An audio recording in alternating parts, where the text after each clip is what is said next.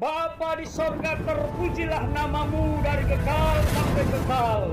Kiranya channel ini menjangkau banyak jiwa-jiwa untuk kemuliaan namamu. Dan berkatilah setiap orang yang telah mendukung channel ini. Di dalam nama Yesus hambamu berdoa. Amin. Tema yang diberikan kepada saya adalah Yesus Kristus adalah Tuhan yang benar. Wah, ini hari Natal juga semangat apologetikanya masih terus berlanjut ya. Yesus Kristus adalah Tuhan yang benar. Dan kita akan bicara mengenai hal itu karena suasananya Natal, jadi saya akan mengambil dari Lukas 2 ayat 11, yang dimana ini adalah berita dari malaikat di surga kepada para gembala. Dia mengatakan, hari ini telah lahir bagimu Juru Selamat, yaitu Kristus, Tuhan di kota Daud. Jadi ada paralelisme di sini antara Juru Selamat dan Tuhan. Dan yang memberitakan ini adalah sang malaikat. Nah, ada satu dasar dalam Perjanjian Lama bahwa Juru Selamat itu tidak pernah diberikan kepada manusia. Tetapi Juru Selamat itu adalah Allah sendiri. Yesaya 43 ayat 11, akulah Tuhan. Tidak ada Juru Selamat selain daripadaku. Anochi Adonai. Ve'en mi baladai Mosia. Kalau terjemahan harfiahnya, aku Tuhan. Yud-He-Vav-He. Ve'en mi baladai. Dan tidak ada selain lainnya, ya, karena ini ada bentuk plural, tidak ada selain lainnya. Selain daripadaku, Mosia, seorang juru selamat. Nah, jadi jelas di sini mengatakan bahwa nggak ada selain lainnya juru selamat kecuali aku. Akunya siapa? Hashem, Hakadosh Baruch Hu.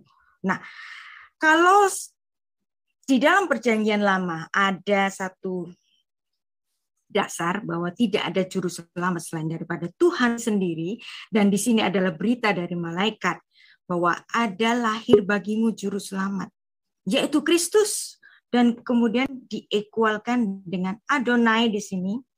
Nah, jadi ini adalah pernyataan pertama bagi manusia bahwa yang lahir ini bukan sesuatu hal yang biasa, tetapi ada Allah yang inkarnasi. Seperti pujian tadi, bahwa Natal adalah kelahiran dari Allah yang inkarnasi, dan dia adalah juru selamat. Kalau kita mengimani Yesus Kristus adalah juru selamat, dengan sendirinya tidak bisa tidak diparalelkan dengan Yesaya 43 ayat 11.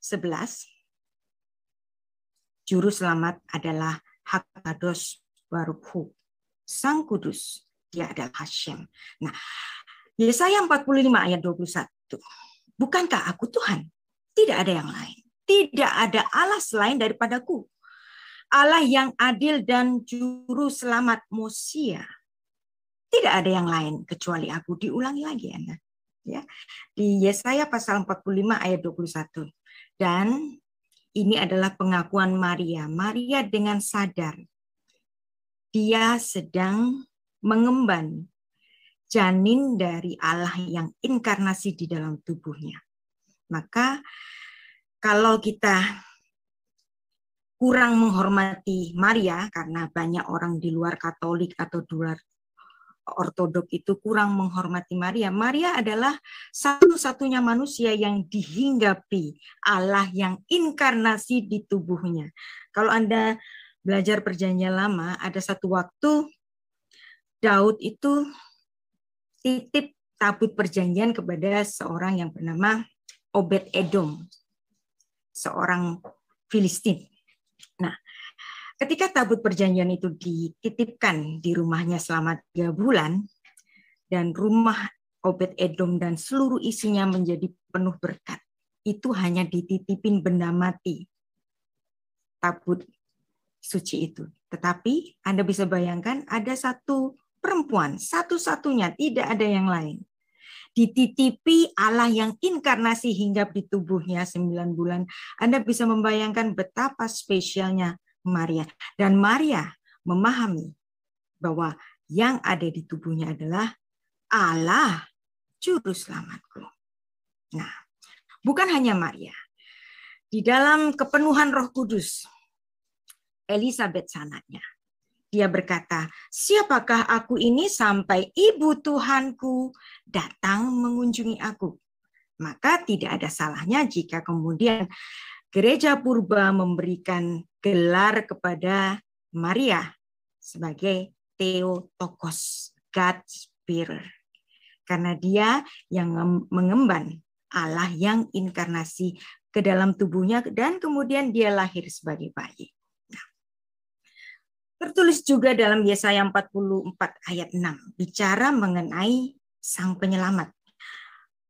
Beginilah firman Tuhan, Raja dan Penebus Israel, Tuhan semesta alam, akulah yang terdahulu dan akulah yang terkemudian. Tidak ada Allah selain daripadaku. Nah, ini adalah ungkapan yang diucapkan oleh Yod-He-Vav-He. Hakados Baruch Hu. Hashem mengatakan akulah yang terdahulu dan akulah yang kemudian. Kemudian dalam penglihatan Rasul Yohanes yang ditulis dalam kitab Wahyu, ada satu oknum yang mengatakan, aku adalah Alfa dan Omega, firman Tuhan Allah, yang ada dan sudah ada dan yang akan datang yang Maha Kuasa. Nah, Anda lihat di sini, kalau di dalam naskah bahasa Yunani, bahasa asli, Hopantokrator di sini. Adonai Sefaot. Siapa yang bicara aku ini Adonai Sefaot? Dia adalah Yesus Kristus. Maka tidak bisa tidak. Ya, kalau ada satu oknum dengan PD-nya mengatakan aku yang awal dan yang akhir, berarti di sini adalah deklarasi bahwa Yesus Kristus adalah Tuhan dan Allah, dan dia Allah yang benar. Nggak mungkin ada orang di luar kekuasaan atau oknum yang layak untuk bicara akulah yang awal dan yang akhir, kemudian bicara begitu dan ditulis dalam Alkitab. Kalau itu bukan dia, nggak mungkin. Jadi tentulah Yesus ini adalah Tuhan dan Allah. Ada satu sidur Yahudi, kalau boleh saya nyanyikan, Ve'achare kiklot hakol levado jimlok nora vehu haya vehu hofe vehu ye betif ara. Jadi ada pujian kepada Hashem, Hakados Baruch Hu, bahwa dia adalah dulu ada, sekarang ada, dan selama-lamanya ada. Vehu haya, vehu hove, vehu yihye, betif ara. Dan kata-kata vehu hava, haya, vehu hove, vehu yihye, betif ara. Ini hanya dikenakan kepada Tuhan saja. Dan Anda lihat di sini, ada satu surat yang ditujukan kepada orang Ibrani dengan semangat sidur Yahudi Adon Olam, bahwa Hakados Baruch Hu adalah Haya, Hove, dan Yihye. Dan kata-kata yang sama ditujukan kepada Yesus Kristus. Dalam Ibrani 13 ayat 8. Yesus Kristus tetap sama, baik kemarin, Vehu Haya, maupun hari ini, Vehu Hove, sampai selama-lamanya, Vehu Yi. Nah, jadi apa yang diungkapkan seperti dalam sidur Yahudi ini, dalam perjanjian baru dikenakan kepada siapa? Dikenakan kepada Yesus Kristus. Jadi tidak bisa tidak. Banyak sekali ayat di perjanjian baru yang memuliakan Yesus, bahwa dia adalah Allah. Dan dia yang inkarnasi ke bumi. Nah, 2 Petrus 1 ayat 11. Tentu saja Petrus ini orang Yahudi dan tahu apa isi dari Yesaya 43 ayat 11. Anochi, Anochi Adonai, ve'en mi baladai Musia. Dan apa yang ditulis oleh Petrus, dengan demikian kepada kamu akan dikaruniakan hak penuh untuk memasuki kerajaan kekal, yaitu kerajaan Tuhan dan Juru Selamat kita. Anda lihat di sini, Tuhan dan Juru Selamat kita. Kalau dibaca dalam bahasa asli Yunani, ada kata kurios, ada kata soteros, dan kemudian di sini ada kata kai. Nah, kalau Anda belajar sastra bahasa Yunani, ada yang namanya Granville Sharp Rules. Dan kalau ada tanda hubung kai di sini, bukan bicara tentang dua oknum, tetapi bicara tentang pribadi yang sama, bahwa dia sang Juru Selamat. Dia sekaligus Tuhan. Nah, tentu saja hal tadi equal dengan Yesaya 43 ayat 11. Anochi, Anochi Adonai, ve'eni baladai Mosia. Dan Rabi Saul, Rasul Paulus dalam Titus 1 ayat 4. Dia juga merujuk bahwa Yesus Kristus adalah Juru Selamat kita.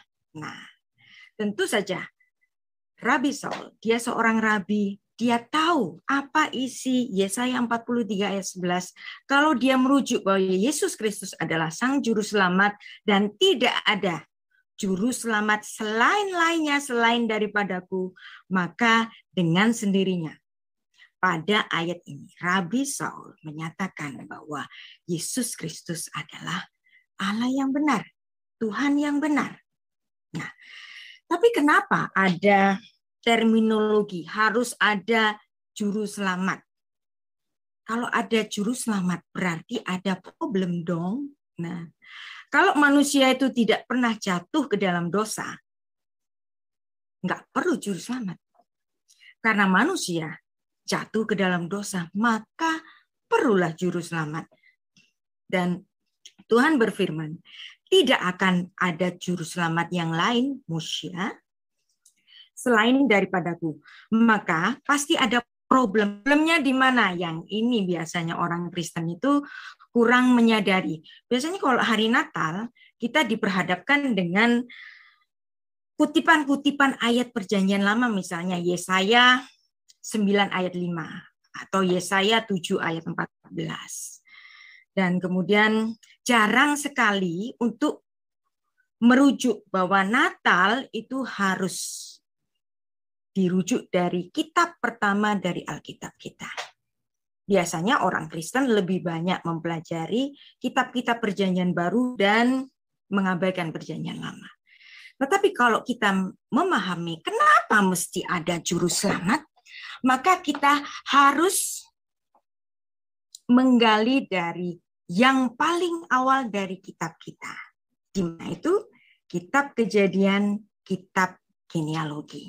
Nah, ini adalah bahasan dari buku saya, Eksegesis Peshat, kitab Kejadian, kitab genealogi, karena kitab Kejadian itu bicara mengenai genealogi apa saja. Ya. Dan kitab Kejadian atau kitab Torah adalah kitab filsafat yang terbesar. Dia bicara mengenai genealogi langit dan bumi, genealogi monoteisme di mana? Di Kejadian 1 ayat 1 bahwa hanya Allah sendiri yang menciptakan langit dan bumi. Kejadian 1 ayat 1 menjadi genealogi monoteisme. Genealogi air ada di Kejadian 1 ayat 1 kalau dibaca dalam bahasa asli Ibrani. Genealogi cakrawala tumbuhan, genealogi kalender. Wow, ada di kitab Kejadian. Ketika Allah menciptakan matahari dan bulan pada hari yang keempat, dan matahari dan bulan menjadi tanda-tanda bagi waktu dan musim, maka disitulah genealogi kalender. Genealogi binatang laut, udara, genealogi manusia, Adam. Genealogi binatang di darat, genealogi nafas yang dimana Tuhan memberikan nishmat chaim kepada hidung Adam. Genealogi nama, genealogi berkat, beranak cuculah dan bertambah banyaklah. Kejadian 1 ayat 26. Genealogi pernikahan, Kejadian 2 ayat 20. Genealogi keselamatan. Nah ini. Kenapa kita perlu sang juru selamat? Karena ada problem pada Kejadian pasal 3 yang dimana ketika manusia diperhadapkan dengan satu godaan untuk ingin menjadi seperti Allah, dia jatuh ke dalam dosa, dan saat manusia itu jatuh ke dalam dosa, saat itu pula Allah mengadakan penyelamatannya yang pertama kali sejak di Taman Eden. Nah, kemudian ada genealogi pakaian. Wow. Saya tanya, di kitab suci mana selain dari Torah? Di kitab filsafat yang mana selain daripada Alkitab kita yang menyatakan genealogi dari pakaian? Kenapa sih manusia itu harus pakai pakaian? Hanya kitab Kejadian yang bicara mengenai awal mula dari mengapa manusia itu pakai pakaian. Nah, ada genealogi ibadah sakramental. Di mana asalnya? Di kitab Kejadian, justru di Taman Eden, dan itu menjadi suatu dasar utama dari pengampunan dengan darah. Ada genealogi sumpah, ada genealogi bahasa-bahasa. Munculnya bahasa-bahasa itu dari mana sih? Dari kitab Kejadian. Genealogi orang-orang pilihan, mulai dari Abraham dan seterusnya. Genealogi bangsa pilihan dan lahirnya bangsa pilihan. Nah, saya tanya sekarang, kitab suci mana? Buku filsafat yang mana selain kitab Torah bicara mengenai kelahiran sebuah bangsa? Hanya kitab Kejadian sebagai kitab genealogi.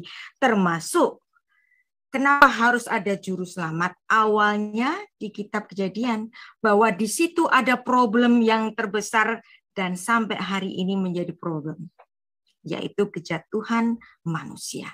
Nah, Tuhan memberikan hukum larangannya yang pertama, Kejadian 2 ayat 16.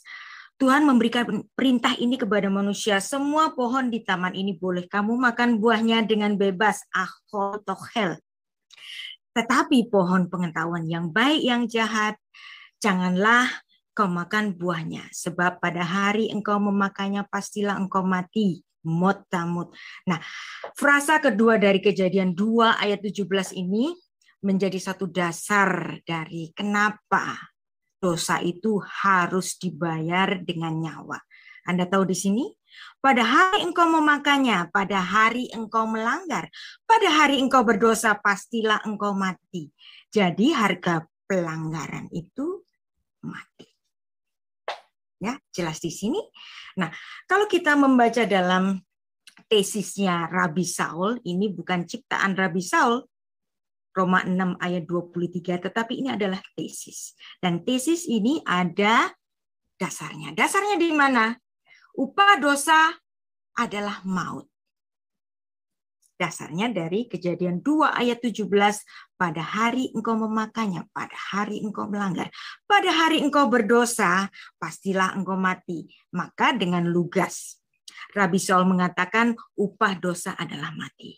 Kemudian Rabi Saul meneruskannya, tetapi kasih karunia Allah ialah hidup yang kekal di dalam Yesus Kristus Tuhan kita. Dan ini merupakan penggenapan dari Kejadian 3 ayat 15 yang oleh Bapak Gereja Irenaeus disebut sebagai proto-evangelium atau Injil yang pertama. Berita sukacita yang pertama, berita baik yang pertama. Anda tahu ketika Adam itu berdosa, dia tahu ketelanjangannya, kemudian dia menyemat daun-daun dari pohon ara itu, tetapi ketika dia mendengar derap langkah dari Allah, dia masih ketakutan. Seharusnya dia nggak malu lagi dong, tetapi kenapa dia masih ketakutan? Dan kemudian Allah bertanya, Ayeka, Adam, di mana kamu? Nah, sebagai Allah yang Maha Tahu, ungkapan ini kayaknya aneh. Di mana kamu, Adam? Nah, di sini seperti Tuhan sedang menangis. Kok kamu nggak ada? Jadi ini hubungan Allah dengan manusia itu seperti ada suatu portal. Nah, ketika manusia itu berdosa, dia tidak dapat lagi memandang wajah Tuhan. Dan di situ ada suatu gelombang yang terputus. Dan Tuhan langsung tanya itu, di mana kamu Adam? Dan kemudian Adam menjawab, aku sembunyi karena aku telanjang. Nah, siapa yang nyuruh kamu makan buah yang aku larang itu?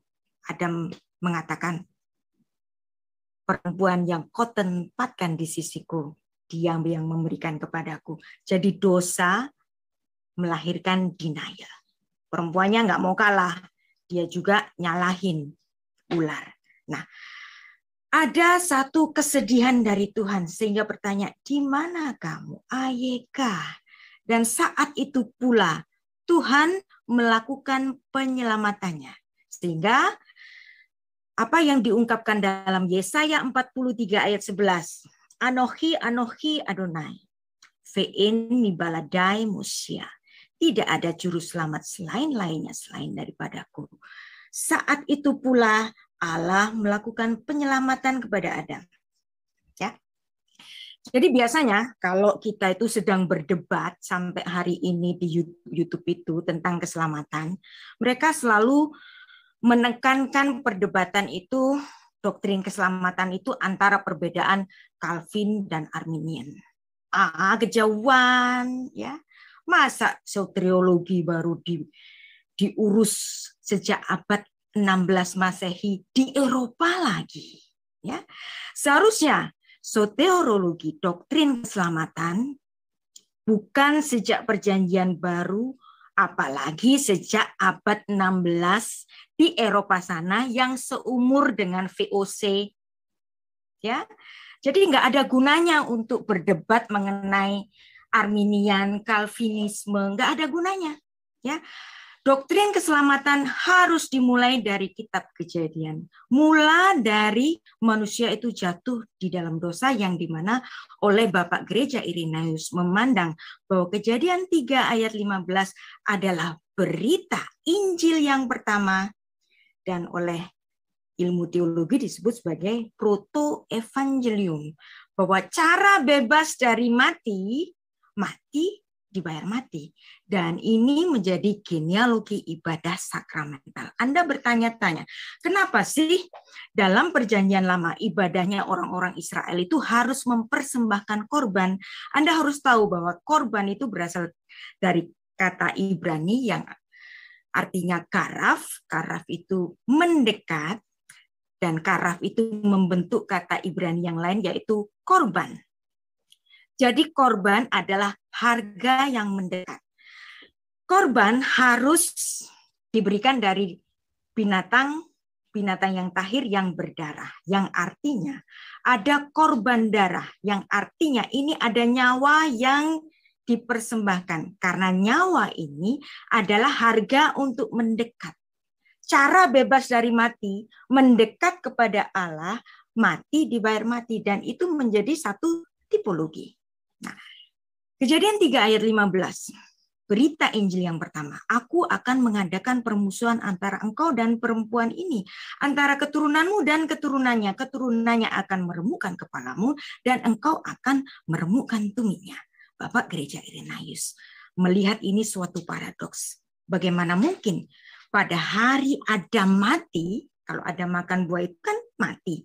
Tapi justru Tuhan memfirmankan suatu yang paradoks, yang dimana Tuhan menyebut adanya keturunan perempuan yang meremukkan kepala ular. Dan ular itu akan meremukkan tumit. Nah, tumit di sini kalau dibaca dalam bahasa asli Ibrani itu akef. Nah, akef ini adalah kata dasar dari nama dari leluhur Israel. Siapa dia? Yaakov. Jadi, nubuat akan adanya seorang yang bernama Yakub yang melahirkan bangsa Israel itu sudah dimaklumatkan Allah sejak di Taman Eden. Dan benarlah, Tuhan betul-betul memilih satu jalur bangsa. Dari Nuh, dia memilih Sem. Dari Sem dia memilih Abraham. Dari Abraham dia memilih Ishak. Dari Ishak dia memilih Yakub, dan Yakub menurunkan bangsa Israel. Maka itulah kenapa kitab Kejadian bicara mengenai kelahiran sebuah bangsa. Dan dari bangsa Israel ini Tuhan memilih jalur khusus yang dimana dia nanti akan datang untuk membereskan dosa itu tadi. Nah, ibadah sakramental Israel itu dimulai dari Kejadian 3 ayat 21 yang dimana itu merupakan suatu tukar guling kematian yang pertama. Mati dibayar mati. Oleh karena Adam yang berdosa, maka Tuhan memberikan tipologinya yang pertama. Ia membunuh binatang yang tidak berdosa, diambil kulitnya, dipakaikan untuk Adam untuk menutupi aibnya. Ini adalah tipologi yang pertama. Dan kemudian tipologi ini diulang-ulang sepanjang perjanjian lama sampai nanti digenapi oleh dia sendiri Allah yang inkarnasi. Nah, biasanya kita berdebat, bukankah Allah bisa mengampuni saja? Bukankah Allah Maha Pengampun? Nah, ternyata mengampuni itu nggak sesimpel itu. Tuhan terikat dengan hukumnya sendiri. Upah dosa adalah mati. Kalau Adam yang berdosa, maka Adam yang mati. Nah, memang Adam kemudian mati pada akhirnya.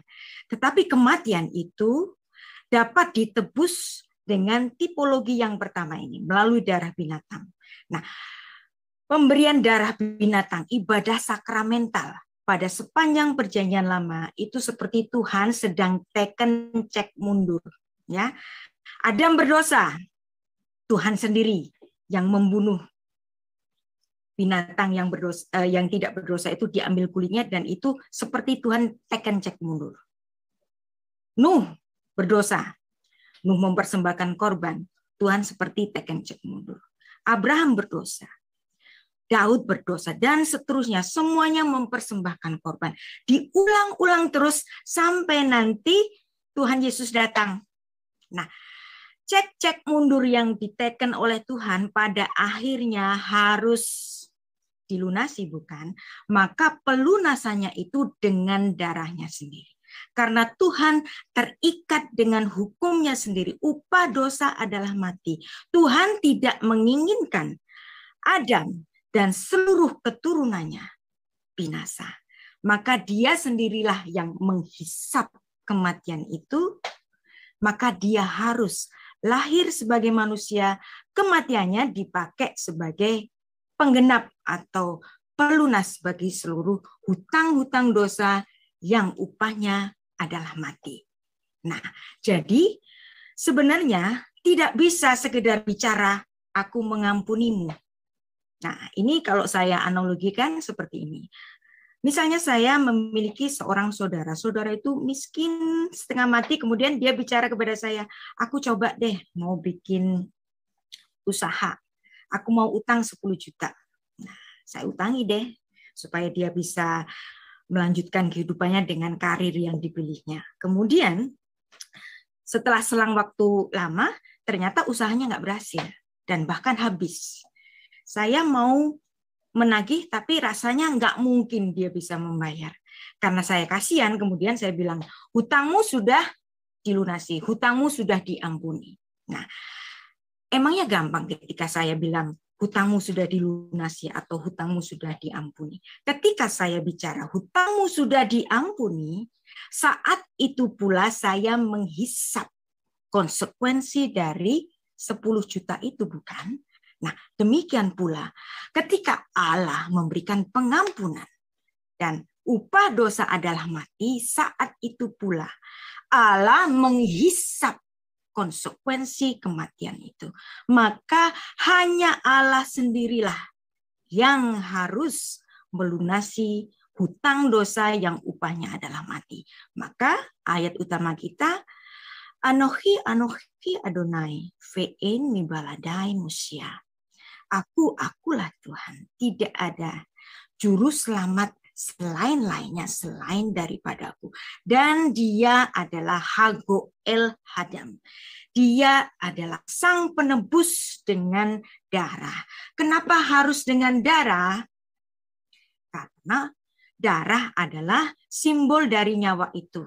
Nah, dosa itu membuat pemisahan. Portal antara Tuhan dan manusia terputus, gelombangnya terputus sehingga Tuhan berteriak, "Di mana kamu?" Nah, maka untuk harga mendekat kepada Tuhan harus ada nyawa. Maka tipologi yang diberikan sepanjang perjanjian lama dengan kematian darah binatang itu harus dikenapi pada akhirnya dengan kedatangannya sendiri. Jadi korban di sini bukan bermakna casualty, bukan, ya, atau victim, bukan. Korban dalam bahasa Ibrani adalah harga untuk mendekat. Karena korban berasal dari verba karaf, karaf itu artinya mendekat, maka kalau mau mendekat kepada Tuhan harus ada harga yang dibayar. Apa harga yang dibayar? Nyawa. Ya. Jadi inilah yang dikatakan oleh Rabi Saul. Dia mengatakan, seperti yang tertulis, manusia pertama Adam menjadi makhluk yang hidup, tetapi Adam yang akhir menjadi roh yang menghidupkan. Dosa satu Adam awal yang menghisap manusia untuk memiliki tabiat dosa dibereskan oleh satu Adam akhir karena Allah tidak menginginkan korban manusia selain dari dia sendiri. Maka nggak mungkin ada korban manusia. Tuhan hanya memperbolehkan korban dari darah binatang dan itu dipakainya sebagai perlambangan, sebagai kalau saya andaikan tadi sebagai cek mundur yang diteken oleh Tuhan. Dan cek mundur ini pada akhirnya harus dilunasi dengan darahnya sendiri. Dan Tuhan oleh karena kasih-Nya, ya, setelah dia melakukan tukar guling yang pertama di Taman Eden yang membuat Adam hari itu tidak mati, ya, pada akhirnya dia harus mengusir manusia itu keluar dari Taman Eden. Supaya apa? Supaya manusia dalam keadaan keberdosaannya itu tidak makan buah dari buah dari kehidupan. Kalau dia makan buah kehidupan dalam keadaan keberdosaannya, maka Adam dosanya akan menjadi immortal. Dan ini yang terjadi pada iblis. Iblis adalah makhluk immortal. Kalau dia berdosa, dosanya immortal. Maka Tuhan tidak mau ini terjadi pada Adam. Adam dibiarkan menjadi makhluk yang mortal. Supaya kematiannya nanti ditebus oleh Sang Penebus. Maka manusia ini diusir pergi dari Taman Eden. Dan itu sebenarnya membuat Allah menjadi pilu. Dia terpisah dari manusia yang dikasihinya. Dalam Kejadian 3 ayat 23, kalau Anda membaca dalam bahasa asli Ibrani, dan ayat 24, itu menggunakan dua kata cerai. Yang pertama syalah. Syalah itu cerai, kata mengusir, ini harfiahnya itu bercerai. Kemudian ada kata garas, ini pun harfiahnya bercerai. Jadi ada digunakan dua kata bercerai untuk menunjukkan keseriusan dosa itu memisahkan manusia dengan Tuhan yang Maha Suci. Dan di sini Tuhan terpaksa harus menghukum. Nah, kata menghukum dalam bahasa Ibrani ini sangat menarik. Karena kata-kata dalam bahasa Ibrani itu mengandung filosofi yang sangat dalam. Kata menghukum dalam bahasa Ibrani itu anash. Nah, ada ayin dan nas. Ayin itu artinya mata. Nas itu artinya jatuh. Maka kalau Tuhan itu sampai menghukum manusia karena matanya melihat manusia yang jatuh. Disitulah Allah menangis. Dia naham. Kalau Anda membaca Kejadian pasal 6, itu dituliskan betapa Allah itu bersedih, grief, naham, melihat manusia yang berdosa. Setiap Tuhan harus menghukum manusia, Tuhan sedang menangis. Dia melihat kejatuhan manusia. Sehingga pada awal Allah mengatakan, Adam, ayakah? Di mana kamu? Jadi inilah konsep kasih karunia di dalam iman kekristenan kita. Kalau agama-agama lain dengan sistem amal ibadahnya itu upaya manusia mencapai surga. Tetapi konsep ibadah kita adalah upaya surga mencapai manusia. Ketika Allah yang Maha Tinggi itu inkarnasi ke bumi, itu adalah upaya surga mencapai manusia. Manusia tidak akan dapat mencapai surga dengan amal ibadahnya. Banyak orang belajar agama tapi malah jahat. Tapi ini beda untuk keimanan kita. Allah yang Maha Tinggi itulah yang berusaha untuk mencapai bumi. Maka dia harus lahir sebagai manusia hingga di perut Maria selama 9 bulan. Kemudian sebagai bayi, balita, umur 12 mengikuti bar mitzvah. Dan kemudian baru umur 30 melakukan pelayanannya. Pada kelahirannya. Kelahiran Yesus di mana? Di kandang domba kan? Nah, biasanya orang-orang Kristen itu kayaknya itu kasihan kepada Tuhan. Aduh, kayaknya kasihan deh Tuhan itu. Kok bisa sih Tuhan yang Maha Tinggi itu mau lahir di kandang domba? Nah, ini adalah konsep yang salah akibat orang-orang Kristen di Indonesia itu hanya modal Alkitab terjemahan dan kemudian banyak menyerap teologi-teologi barat. Kalau kita membaca Alkitab dalam konteks bahasa asli dan memahami kenapa Yesus harus lahir di Bethlehem Efrata. Di Bethlehem Efrata itu ada satu tempat yang namanya Migdal Eder. Dan Migdal Eder itu adalah suatu pemukiman khusus yang digunakan untuk mengepul atau membesarkan anak-anak domba yang akan dipersembahkan di Bait Allah. Jadi kandang domba yang di Migdal Eder, di Bethlehem Efrata itu bukan kandang domba, bukan. Itu adalah tempat suci di bawah pengawasan para imam di Bait Allah. Jadi kalau Yesus lahir di kandang domba di Migdal Eder, itu sekaligus berita Natal, berita kelahiran, sekaligus berita kematiannya. Karena Yesus akan menutup segala domba yang dipersembahkan di Bait Allah itu dengan kelahirannya di tempat yang sama. Jadi kalau sekarang Anda sudah tahu bahwa Yesus lahir di kandang domba, Anda nggak perlu kasihan kepada Tuhan. Aduh, kasihan deh Tuhan kok lahir di kandang domba. Ini bukan kandang domba biasa. Ini adalah tempat yang suci yang disebut sebagai Migdal Eder. Kejadian 35 ayat 21, pertama kali kata Migdal Eder itu digunakan. Yang dimana saat ini Israel atau Yakub sedang bersedih ketika istri yang dikasihnya itu meninggal. Siapa? Rahel. Rahel artinya biri-biri. Dan kemudian ia membangun menara sebagai tetenger untuk mengenang istri yang dikasihnya itu. Nah, ini menurut pemahaman para rabi, dan ini bukan penafsiran Kristen justru, ya. Dalam Targum Jonathan, terjemahan dari Jonathan ben Uziel, murid terbaik dari Beit Hillel. Ia memandang bahwa Kejadian 35 ayat 21 ini adalah suatu nubuat bahwa di Migdal Eder, tempat yang menjadi penghiburan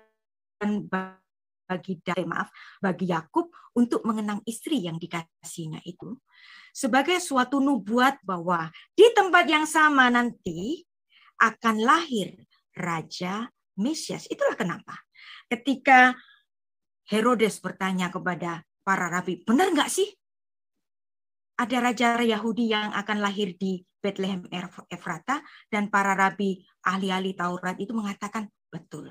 Kenapa?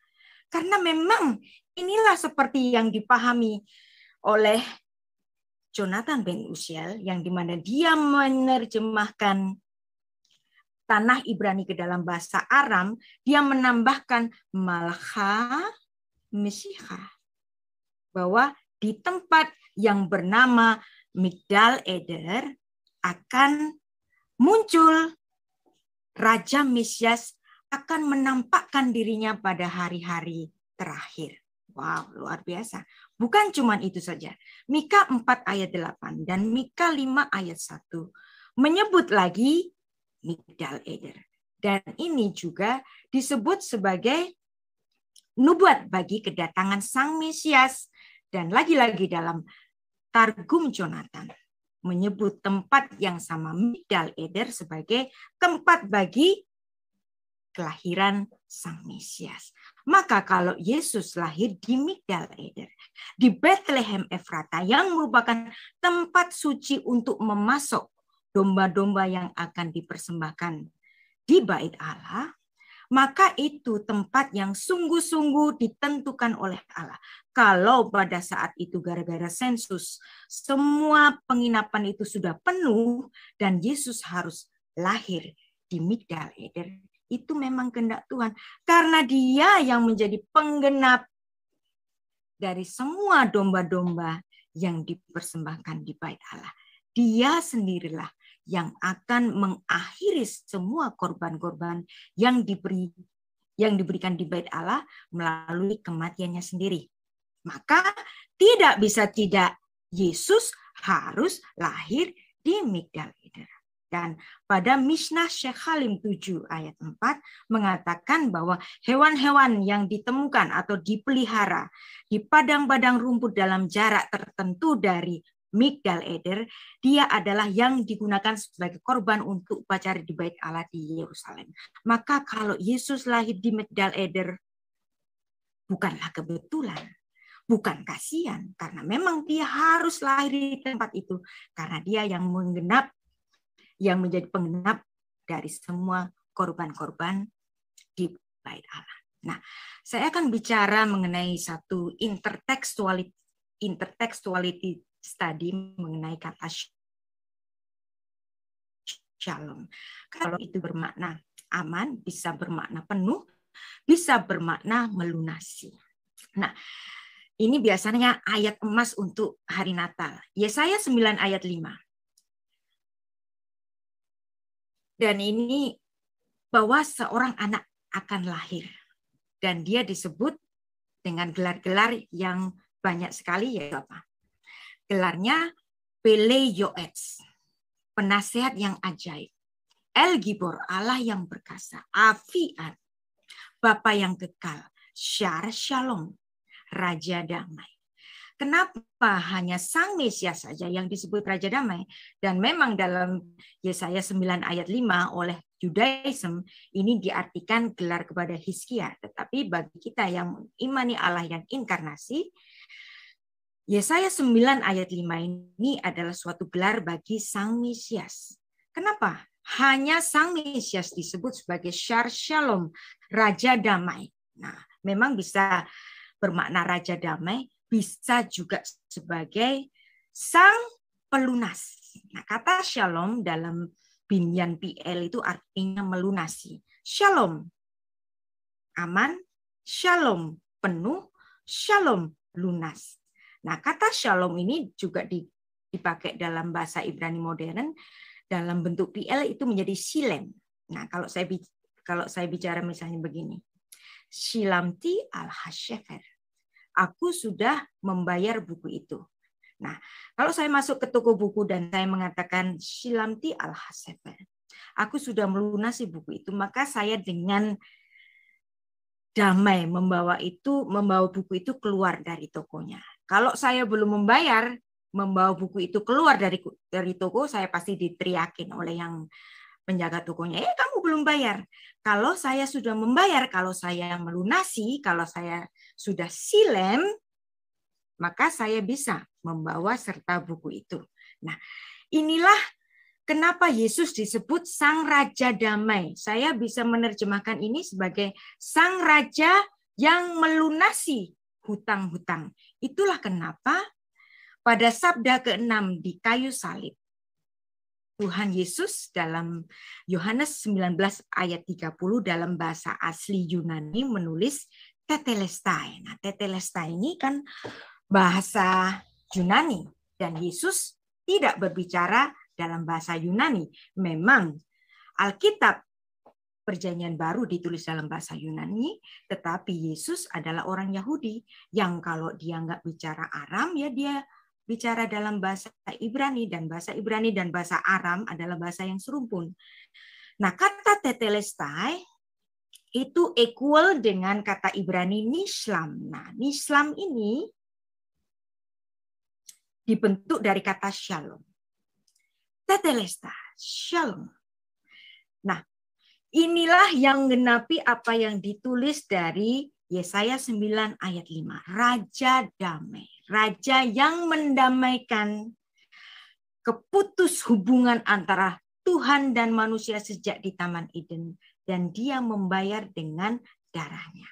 Nah, kata nislam itu juga berarti itu sudah dilunasi. Nah, maka perkataan Tuhan sudah selesai. Ini sebenarnya suatu terjemahan yang lost in translation. It is finished. Finish apaan? Finish apaan? Finish misinya bisa saja. Tetapi ini akan lebih dahsyat kalau Anda membacanya dalam antropologi budaya Semitik atau filsafat Yahudi. Bahwa kata tetelestai, telos, ya, tete di sini untuk menunjukkan bahwa ini adalah dalam bentuk perfect. Ya. Tuhan melakukan satu kali untuk selamanya pelunasan itu. Nah, kalau ini dibaca dalam bahasa asli Ibrani, yang dimana Tuhan Yesus itu bicara dalam bahasa Ibrani atau Aram karena dia orang Semit, Tuhan Yesus oleh Elias Hatter ini dibayangkan dia mengucapkan kata nislam. Itu sudah dilunasi. Jadi seperti apa yang ditulis oleh Rabi Saul dalam Roma 6 ayat 23. Upah dosa adalah maut. Pembayaran hutang dosa adalah maut. Maut itu sudah dibayar dengan darahnya sendiri. Ketika dia sudah membayar dengan darahnya sendiri, yaitu nyawanya, Tuhan mendeklarasikan bahwa itu sudah lunasi. Nislam, tetelestai. Ya, jadi ini sudah selesai, bukan selesai-selesai, tapi selesai. Damai, sudah diperdamaikan, sudah dibayar dengan lunas. Maka gelarnya sebagai Raja Mesias, Shar Shalom, Raja yang mendamaikan, Raja yang melunasi. Demikian kalau Tuhan sendiri yang menjadi Sang Juru Selamat dan tidak ada Juru Selamat selain-lainnya daripadaku, dan kita mengimani Yesus Kristus adalah Sang Juru Selamat, Anochi Anochi Adonai, Ve'en mibaladai Moshia. Hanya Tuhan sendiri Sang Juru Selamat, dan kita mengimani Yesus Kristus adalah Sang Juru Selamat dengan menyebut Dia adalah Sang Juru Selamat, otomatis pula kita mendeklarasikan bahwa Dia adalah Allah.